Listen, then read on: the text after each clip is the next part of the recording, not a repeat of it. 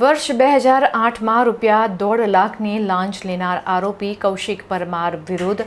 પુરાવાના આધારે એસીબીએ ગુનો નોંધ્યો છે અને તેની વિરુદ્ધ કાયદેસરની કાર્યવાહી હાથ ધરી છે. વડોદરા મહાનગરપાલિકા ખાતે આજવા રોડ બેલેન્સિંગ ઓપરેશન અને મેન્ટેનન્સનું 3 વર્ષનું કામ આશરે ₹60 લાખનું વડોદરા મહાનગરપાલિકા દ્વારા ટેન્ડર બહાર પાડવામાં આવ્યું, જે કામ કરવા માટે ઓનલાઈન ટેન્ડર ભરવામાં આવ્યું, જેમાં આ કામના આરોપીએ કૌશિક શાંતિલાલ પરમાર કાર્યપાલક ઇજનેરે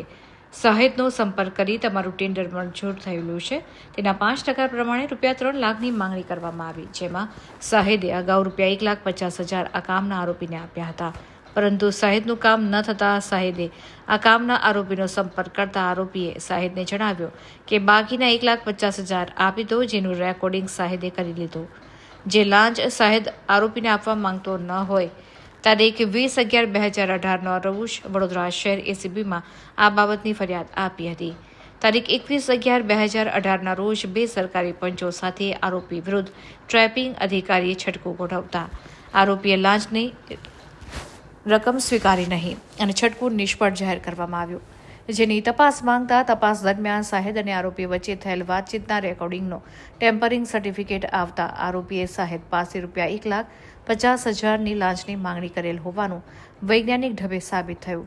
જે અનુસંધાને ગુનો દાખલ કરવા અંગે હુકમ થતાં જ આરોપી કૌશિક શાંતિલાલ પરમાર વિરુદ્ધ police inspector Shri A.N. Prajapati, Vadodara શહેર એસીબી પોલીસ સ્ટેશને શ્રી સરકાર તરફે ફરિયાદી બનીને ગુનો દાખલ કરવામાં આવ્યો છે.